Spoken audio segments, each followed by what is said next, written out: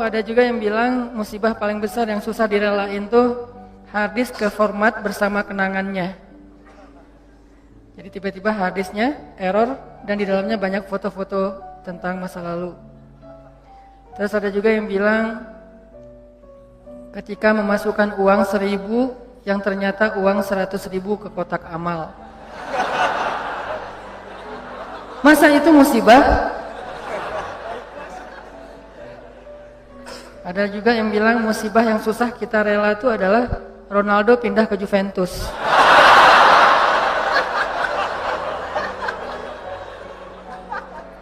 Buat saya, musibah hari ini adalah Belgia kalah sama Prancis.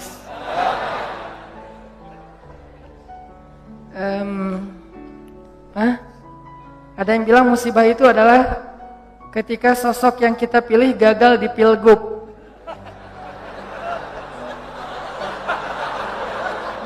Ini yang ngomong bukan saya ya. Nah, saya emang gak gagal, cuman gak kepilih.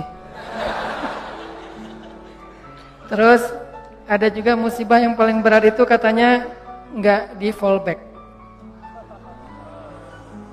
Oh, kasihan ya. Tahu gak apa musibah paling besar dalam hidup kita? Musibah paling besar dalam hidup kita itu ditolak sama Allah. Itu musibah paling besar dalam hidup kita. Kayak yang kita baca tadi di dalam surat Al-Munafikun, ketika mereka berkata di hadapan Nabi Muhammad SAW, "Nashhadu innaka la Rasulullah." Kami bersaksi engkau itu benar-benar Rasulullah. Kata Allah, "Wallahu ya'lamu innaka la rasuluh, wallahu yashhadu innal munafiqina lakadzibun." Allah juga tahu kamu rasulnya dan Allah tahu kalau orang-orang munafik itu adalah orang-orang yang pendusta. Jadi hal yang paling menyakitkan, hal yang paling rugi, hal yang paling ngenes, hal yang paling sedih, hal yang paling musibah besar dalam hidup seorang manusia itu adalah bukan ditolak oleh orang yang dia kecengin, bukan ditolak oleh mertua yang dia datang baik-baik untuk melamar gara-gara kurang modal, gara-gara kurang dalil, gara-gara kurang meyakinkan. Bukan itu musibah yang paling besar. Itu musibah tapi masih kurang besar. Apa yang paling besar? Ditolak oleh Allah Subhanahu wa taala. Karena siapapun yang mendapatkan Allah, maka dia mendapatkan semua kebaikan dunia. Dan siapa yang kehilangan Allah, maka dia kehilangan semua kebaikan dunia dan akhirat. Siapa yang mendapatkan Allah? Dalam tanda petik ya. Arti mendapatkan Allah itu mendapatkan ridha Allah, dapat like dari Allah, dapat perhatian dari Allah. Siapa yang mendapatkan Allah, maka dia mendapatkan semua kebaikan dunia dan akhirat. Dan siapa yang kehilangan Allah, berarti dia kehilangan semua kebaikan di dunia dan akhirat. Inilah musibah yang paling besar, teman-teman. Kayak Allah berfirman di dalam Al-Baqarah yang saya sering ulang-ulang. Ketika ada orang yang bilang, "Wa minan nasi man yaqulu amanna billahi wa bil yaumil akhir."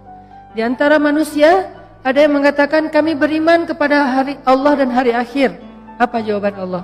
Wa ma hum bimu'minin. Mereka bukan orang yang beriman. Atau di dalam akhir surat Al-Hujurat, ketika orang-orang munafik mengatakan mereka beriman, mereka masuk Islam, kata Allah, sesungguhnya Allah tahu apa yang ada di dalam hati mereka, apakah mereka benar-benar beriman atau tidak. Qalatil a'rabu amanna. Orang Arab Badui mengatakan kami beriman.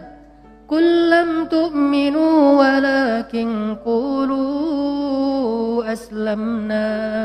Kalian belum beriman, kalian baru masuk Islam. Ini artinya teman-teman ditolak oleh Allah Subhanahu wa taala. Ada orang yang sholat, dia puasa, dia haji, dia umroh, dia sedekah, dia tilawah Al-Quran, tetapi dia ditolak oleh Allah Subhanahu wa taala. Kenapa Allah menolak seseorang? Padahal dia mengatakan kalimat yang baik. Kenapa Allah menolak orang-orang yang mengatakan nashhadu innaka la Rasulullah, kami bersaksi engkau Rasulullah. Kenapa Allah menolak orang-orang yang mengatakan amanna billahi wa bil yaumil akhir, kami beriman kepada Allah dan hari akhir. Kenapa Allah menolak orang-orang yang mengatakan amanna, kami telah beriman? Kenapa Allah menolak mereka, teman-teman? Padahal ucapan mereka baik. Mereka enggak mengatakan Allah itu maunya apa, Allah itu enggak fair, Allah itu enggak adil, Allah itu kikir, Allah itu tangannya terbelenggu, seperti kata-kata orang Yahudi. Mereka enggak ngomong kayak gitu, yang mereka ucapin itu baik. Kenapa ditolak oleh Allah? Karena Nabi mengatakan, innallaha la yanzuru ila aswarikum wala ila a'malikum wala ila amwalikum walakin yanzuru ila qulubikum. Allah enggak melihat penampilan kalian, Allah enggak melihat harta kalian, Allah enggak melihat perbuatan kalian. Yang pertama Allah lihat itu adalah qulubikum, niat kalian. Maksud qulub di sini niat. Karena banyak yang salah paham juga, teman-teman. Ada yang mengatakan, udahlah, gak usah terlalu fanatik. Yang penting kan hati. Allah kan ngelihat hati. Maksud ngelihat hati ini bukan ngelihat organ yang bernama jantung. Yang maksud ngelihat hati ini bukan ngelihat apa yang kita rasain, bahagia, gak bahagia, bukan. Maksud walakin yanzuru ila qulubikum ay yanzuru ila niyatikum. Maksud melihat kepada hati itu adalah Allah melihat ke dalam niat kalian. Apakah kalian mengatakan itu dengan jujur bahwa kalian benar-benar beriman, atau itu hanya basa-basi? Apakah kalian mengatakan itu dengan jujur karena benar-benar yakin berserah diri kepada Allah, atau itu hanya modus supaya ditolong oleh Allah, kemudian besok kalian akan meninggalkan Allah setelah mendapatkan kebaikan itu? Allah Maha tahu. Sehingga Allah mengatakan di surat Al-Mulk, wa asirru qaulakum aw ijharu bih innahu alimun bidzatis sudur. Kalian rahasiakan atau kalian tampakkan apa yang ada di dalam hati kalian, innahu alimun bidzatis sudur. Allah tahu banget apa yang ada di dalam dada kalian. Buat Allah, bisikan hati kita sejelas teriakan lisan kita. Gak ada bedanya.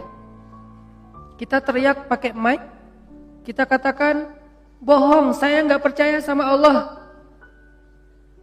Lalu kita teriakkan dengan hati, kita berbisik dengan hati. Dengan sepelan mungkin, saya nggak percaya sama Allah. Itu suara hati dan suara mulut kita, lisan kita, di sisi Allah sama. Nggak ada bedanya. Nggak ada cerita kalau dengan mulut kita bilang, ya Allah saya percaya kepada Engkau, saya berserah diri kepada Engkau. Allah dengar. Giliran dalam hati kita bilang, enggak sih sebetulnya nggak gitu-gitu amat. Apa? Allah nggak kayak gitu. Karena Allah mendengar isi hati kita sejelas mendengar suara dengan lisan kita. Sangat jelas. Sehingga ketika ada Nabi yang berdoa dengan suara yang lirih, Nabi siapa? Zakaria. Dzikru rahmati rabbika 'abdahu Zakaria idh nada rabbahu nidaan khafiyya. Nidaan khafiyya, suara yang lembut, pelan, lirih. Tidak ada yang mendengar seorang pun kecuali Allah Subhanahu wa taala.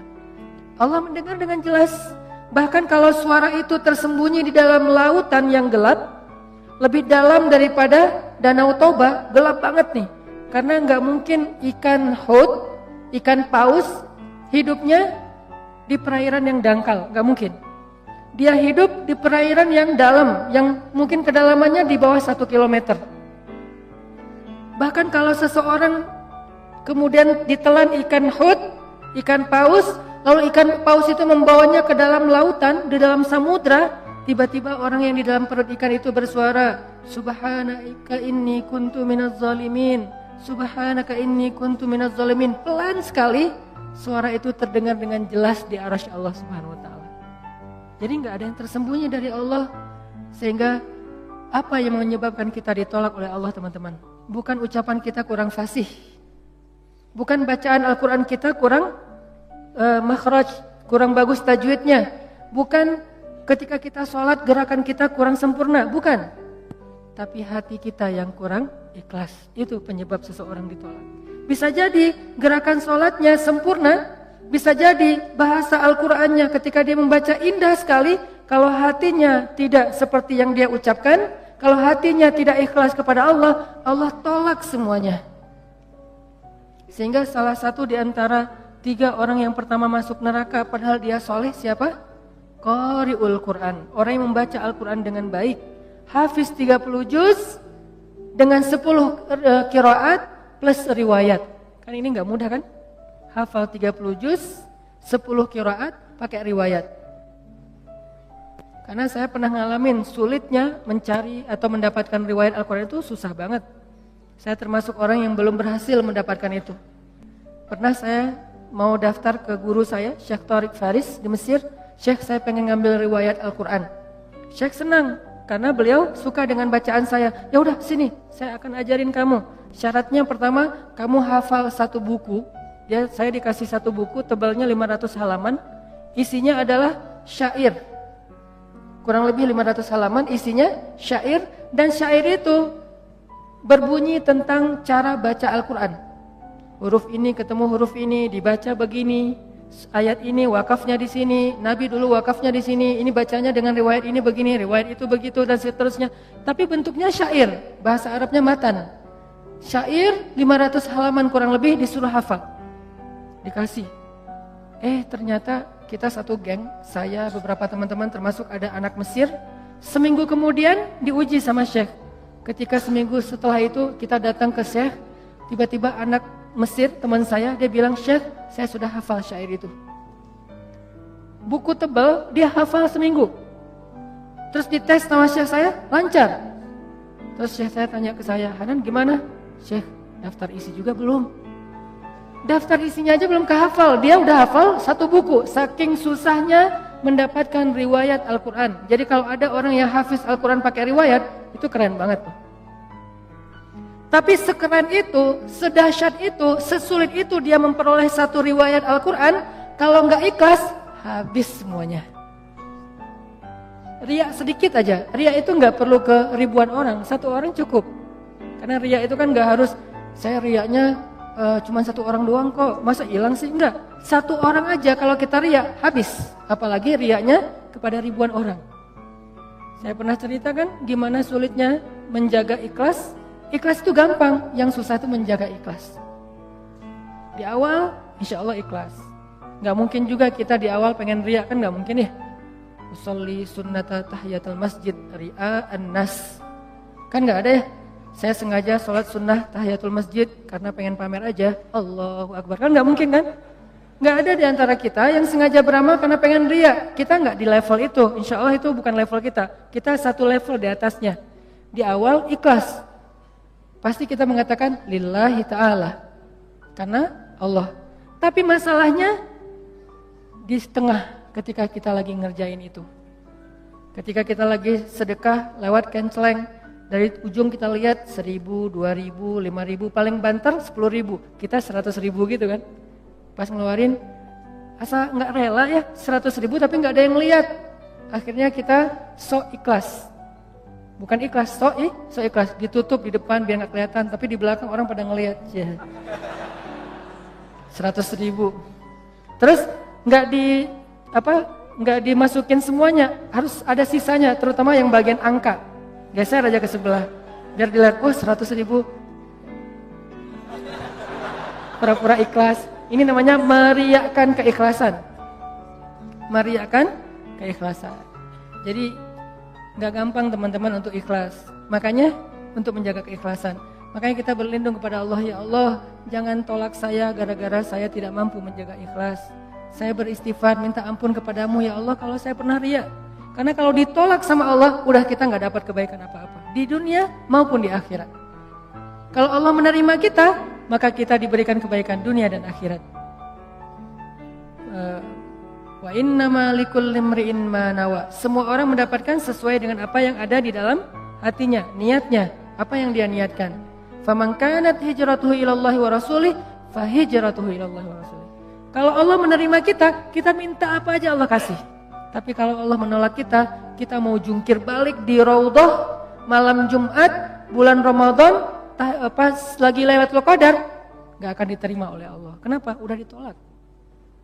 Makanya musibah paling besar itu teman-teman ditolak oleh Allah. Dan Allah menolak kita bukan karena melihat perbuatan kita yang kurang sempurna, amal soleh kita yang tidak terlalu ideal. tapi karena Allah melihat hati kita yang cacat. Cacatnya itu bukan amalannya, tetapi perasaannya, hatinya, niatnya. Kan ada tuh cerita tentang 3 orang yang lagi touring, kemudian terjadi badai, akhirnya mereka berlindung di dalam sebuah gua kan. Kemudian jatuhlah sebuah batu besar menutup pintu gua, mulut gua. Akhirnya mereka sadar, wah kita gak akan selamat nih. Satu-satunya yang bisa buat kita selamat adalah kita duduk berdoa kepada Allah. Karena mau ngedorong batu gak mungkin, nyari jalan lain mentok. Duduklah mereka bertiga berdoa kepada Allah. Orang yang pertama berdoa, ya Allah, saya punya kedua orang tua yang udah sepuh. Ayah dan ibu yang sudah sepuh, yang sudah tua. Dan saya selalu berbakti kepada keduanya. Bahkan saya tidak pernah mau memberikan susu dari ternak saya kepada keluarga saya atau kepada siapapun sebelum saya memberikan terlebih dahulu kepada kedua orang tua. Jadi gak mau dia ngasih susu itu kecuali ke orang tuanya dulu baru keluarganya. Suatu malam orang tuanya minta susu, udah disiapin, dia peras susu ternaknya. Pas mau dikasih ke orang tuanya ketiduran. Dia biasanya kalau udah ngasih ke orang tuanya, baru dia ngasih ke keluarganya, istrinya, anaknya. Kali ini orang tuanya minta susu, pas udah mau dikasih ketiduran. Akhirnya dia tunggu di sebelah orang tuanya yang tidur sampai mereka bangunnya subuh. Dia berdiri sambil megang susu. Kenapa? Dia nggak mau nanti orang tuanya tiba-tiba bangun manggil dia untuk 2 kali. Dia nggak mau orang tuanya memanggil dia 2 kali. Dia hanya dia pengen sekali manggil udah ada. Sehingga kalau misalnya nanti orang tuanya bangun, dia langsung memberikan susu. Dia tungguin megang susu sampai subuh. Kebayang nggak dari habis Isya megang susu berdiri sampai subuh demi ingin menyenangkan hati kedua orang tuanya. Dan resikonya apa? Resikonya pegel. Resiko yang lain apa? Resiko yang lain dia tidak tidur semalaman. Resiko yang lain dia tidak memberikan susu itu kepada istri dan anak-anaknya yang juga membutuhkan demi mendahulukan orang tuanya. Lalu dia mengatakan, ya Allah, kalau engkau ridho, engkau menerima kebaikan saya itu, birrul walidain, amal soleh saya itu, karena dia tidak mengharapkan apa-apa kecuali Allah, maka selamatkanlah kami ya Allah. Terbuka pintu itu sedikit, mulut gua, batu itu bergeser. Tapi belum bisa keluar orang. Orang yang kedua berdoa lagi, ya Allah, saya punya sepupu, cantik, saya suka sama dia, tapi dia gak perhatian sama saya, dia cuek sama saya, dia kayak biasa aja sama saya. Sampai suatu saat dia butuh saya, dia pinjam duit 150 dinar, saya bilang saya akan bayar dengan syarat kamu mau tidur bareng dengan saya. Akhirnya saya pinjamkan 150 dinar, sebelum saya menidurinya, dia mengatakan, ya fulan, ittaqullah, takutlah kamu kepada Allah. Akhirnya saya sadar, saya pun lari meninggalkannya, karena saya tidak mau terjebak dalam perbuatan zina, karena saya takut kepada engkau ya Allah. Seandainya engkau ridho dengan apa yang saya lakukan, saya tidak melakukan itu kecuali takut kepadamu ya Allah. Takut ya, cinta, takut, berharap itu semuanya bagian dari iman. Gak usah dibenturkan. Karena takut kepadamu ya Allah, maka selamatkan kami. Bergeser lagi itu batu besar. Tapi belum bisa keluar orang. Yang ketiga berdoa, ya Allah, saya punya pekerja, saya punya pegawai yang suatu saat pulang ke rumahnya, pulang ke kampungnya, belum mengambil gaji. Lalu gaji itu saya kembangkan, saya berdayakan sampai bisa membeli ternak yang banyak, memenuhi lembah, onta, kemudian domba, dan segala macam. Tiba-tiba dia datang, Tuhan saya pengen mengambil gaji saya katakan gaji kamu itu semuanya. Tuhan jangan bercanda, gaji saya nggak sebanyak itu. Ya memang, tapi sudah saya kembangkan menjadi berkah dan berkembang. Maka itulah semua hasilnya. Lalu dia mengambil semua ternak-ternak itu dan tidak menyisakan satupun untuk saya. Kalau engkau ridho ya Allah, selamatkan kami. Bergeser lagi batu itu dan mereka bisa keluar. Ini kalau Allah menerima kita teman-teman. Wa man yattaqillaha yaj'al lahu makhraja. Siapa yang taat kepada Allah, siapa yang bertakwa kepada Allah, siapa yang ikhlas kepada Allah. Karena salah satu makna takwa itu ikhlas. Kan Nabi bilang at-taqwa hahuna kan? Takwa itu di sini, bukan di sini. Takwa itu bukan di sini, bukan di sini, bukan di pakaian. Takwa itu di sini. Ada orang yang pakaiannya menarik, ada orang yang tutup kepalanya menarik, Ada orang yang ucapannya fasih dan menarik. Sehingga kata Allah di surat Al-Munafikun, kalau kalian melihat penampilan mereka, kalian akan takjub. Kalau kalian mendengar ucapan mereka, kalian pasti akan mengikutinya. Apa maksudnya? Penampilannya meyakinkan sekali sebagai orang solih. Terlihat sekali aura orang yang taat kepada Allah. Penampilannya tuh udah syar'i banget. Kalau dia seorang laki-laki, penampilannya terkesan orang yang paling banyak ilmu. Kalau dia seorang perempuan, penampilannya terkesan orang yang sangat menjaga diri, tertutup rapat auratnya. Dan kalau dia bicara, kalian akan mendengar ucapan mereka. Kenapa? Dia bicara Allah berfirman, Rasulullah bersabda, Allah berfirman, Rasulullah bersabda. Semuanya dalil. Kenapa malah Allah menyebut mereka orang munafik? Karena apa yang mereka tampilkan, apa yang mereka ucapkan tidak sesuai dengan apa yang mereka niatkan di dalam hati. Lagi-lagi ini bukan untuk menjudge orang lain. Jadi jangan sampai nanti kalau kita ngelihat ada orang yang berpenampilan solih, arti solih itu ya penampilannya kelihatan ahli ibadah, terus kita bilang, itu ada tuh di surat Al-Munafikun kayak gitu. Jangan. Langsung kita menjudge orang lain seolah-olah itu kayak di surat Al-Munafikun ayat 4. Terus kita lihat cewek yang jilbabnya syar'i, nah itu ayat 4 Al-Munafikun banget tuh. Nggak bisa, karena kita nggak tahu kan isi hatinya. Maka kalau kita nggak tahu isi hatinya, tugas kita apa teman-teman? Tugas kita adalah berbaik sangka. Tugas kita menghindari prasangka buruk. Tugas kita kepada sesama manusia berbaik sangka.